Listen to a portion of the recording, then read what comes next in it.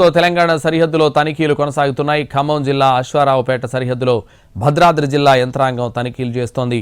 Bird ఫ్లూతో మనుషులకు ప్రమాదం లేదని, ఆందోళన చెందాల్సిన అవసరం లేదని చెబుతున్నారు అధికారులు.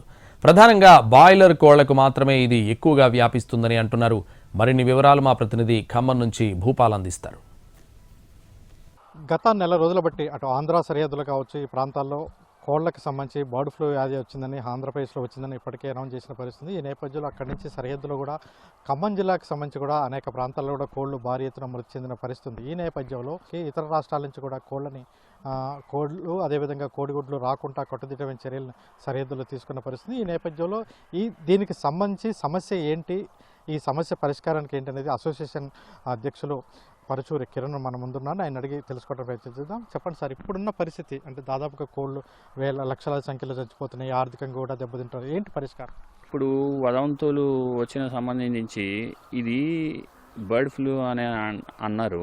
దీనికి ఏంటంటే మనకి జలుబు చేస్తే ఎలా ఉంటుందో దీనికి కూడా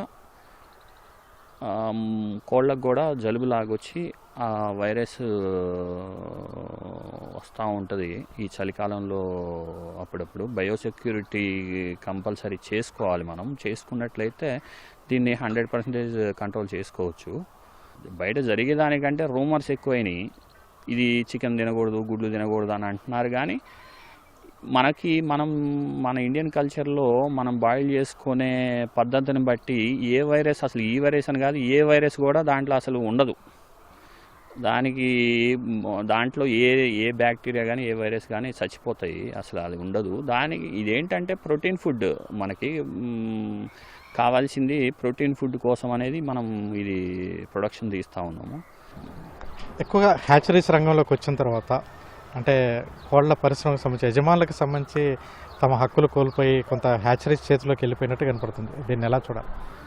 హ్యాచరీలు అంటే మనకి ఇప్పుడు రేటు గిట్టుబాటు అవ్వకే కదా ఒక్కొక్క రైతు చిన్నగా డ్రాప్ అయ్యేది. మిగిలితేనే కదా ఎవరైనా చేసేది. దానికి ప్రొడక్షన్ కాస్ట్ కూడా రాకుండా తిండి పెట్టాలంటే వాళ్ళంటే హ్యాచరీస్ అంటే కనుక బల్క్లో కొని వాళ్ళు తక్కువ రేట్లకి కొని చేస్తున్నారు. వాళ్ళకు కూడా వర్కౌట్ అనేది అవ్వట్లేదు. ఏం జరుగుతుందో చూడాలి. ఈ నేపథ్యంలో ఇప్పటికే కోడి గుడ్డు రేటు కొంత పడిపోయింది, అదేవిధంగా చికెన్ రేటు కూడా పడిపోయిన పరిస్థితి ఉంది. ఈ నేపథ్యంలో కొంత యజమానులకు సంబంధించి కూడా కొంత ఇబ్బందులు పడుతున్న పరిస్థితి. వీళ్ళకి మరింత సలహాలు అంటే ప్రభుత్వ పరంగా ప్రోత్సాహం లభించాల్సిన అవసరం ఉంది. మొత్తం మీద అంటే కొద్ది రోజులుగా వస్తున్న అంటే కోళ్ళకు సంబంధించి అటు బర్డ్ ఫ్లూ అని చెప్పబడుతున్న దీనికి సంబంధించి మనుషులకైతే ఎటువంటి ప్రమాదం ఉండదు అని కోళ్ళకు సంబంధించిన అంటే అసోసియేషన్ సంబంధించిన వాళ్ళు కావచ్చు, అధికారులు కావచ్చు, మనుషులకు ఎటువంటి ఇబ్బంది ఉండదు, కానీ జాగ్రత్తలు తీసుకోవాలి. అదేవిధంగా దీనికి సంబంధించి బాగా బాయిల్డ్ చేసినప్పుడు మాత్రం ఎటువంటి ప్రమాదం ఉండదని చెప్తున్నారు. కెమెరా పర్సన్ పృథ్వీతో భూపాల్, NTV, ఖమ్మం.